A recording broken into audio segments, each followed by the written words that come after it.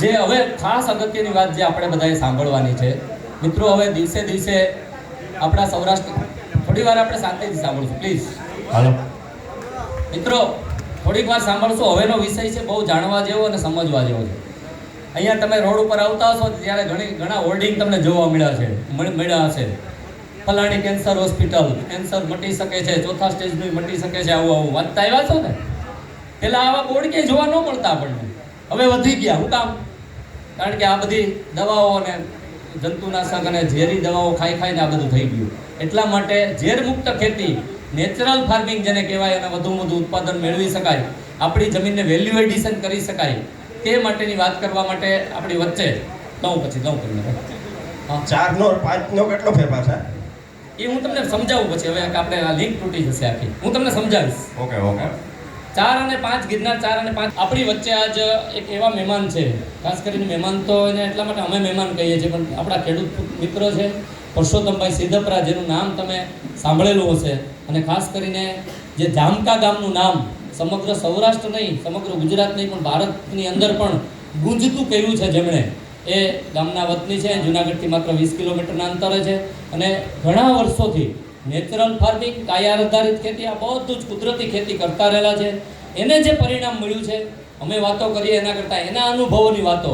અને હજી પણ ખેડૂતે આ બાબતમાં આગળ વધવું હોય તો શું કરવું જોઈએ, એના બધા જ પ્રેક્ટિકલ અનુભવ અને પ્રેક્ટિકલ એપ્લિકેશન એણે એના ખેતરમાં કરેલી છે. અમે તો એના વાડીની ખુદ મુલાકાત લીધી છે. 130 જેટલી ગાયો એના ફાર્મ ઉપર છે, અને એમાં એ કઈ રીતે ખેતી કરે છે, અને હવે આ બાબતમાં આગળ વધવા માટે ખેડૂતે શું કરવું જોઈએ તે માટેની વિશેષ માહિતી અને માર્ગદર્શન પરસોત્તમભાઈ આપણને આવશે. શ્રી પરસોત્તમભાઈ સિદ્ધપરા.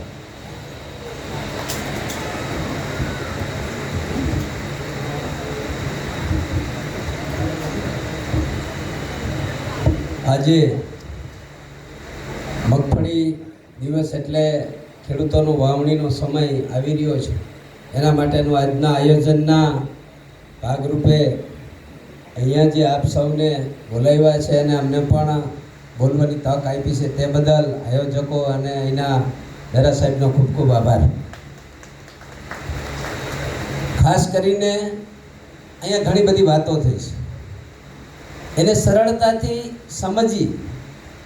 સમજ્યા પછી એની અમલવારી કરવી ને એ સૌથી મોટી વાત છે. આટલા બધા ખેડૂતો અહીં આવ્યા છે ને આટલી બધી સારી જાત વિશે વાત કરી છે, જે કલ્ચર બનાવ્યું છે, કલ્ચર વિશે વાત કરી છે, તો આપણે એને બરાબરથી સમજી અને ઉપયોગ કરીએ તો એનું ખૂબ સારું પરિણામ છે. એનો 2 વર્ષનો હું સાક્ષી છું. સૌથી પહેલાં 2 વર્ષ પહેલાં હું મગફળીનું બિયારણ મોંઘું ન ગણીને ખેતરમાં લાવીને વાવ્યું, એટલે પહેલા વર્ષે મને 30 મણ જેટલું ઉત્પાદન મળેલું. બીજા વર્ષે ઉત્પાદન અમને મળે છે એટલે અમે શું કરીએ છીએ,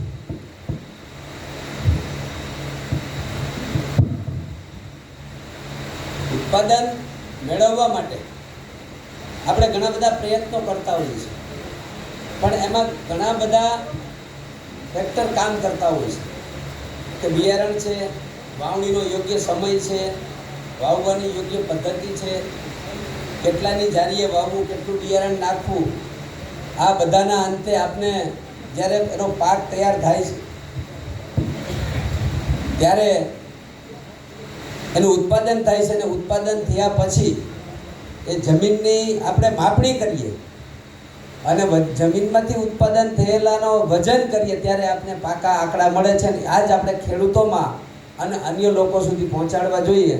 અટકળે આપણે જે વાતો કરીએ છીએ, જે આપણું સોશિયલ મીડિયા હાલે છે, એના કરતાં વાસ્તવિકતાને આપણા ખેતરથી લઈ અને લોકો સુધી પહોંચાડીએ તો સારું પરિણામ લાવીએ કે ક્યાંય નાના મોટી ભૂલ હોય તો આપણે એને સુધારી શકીએ.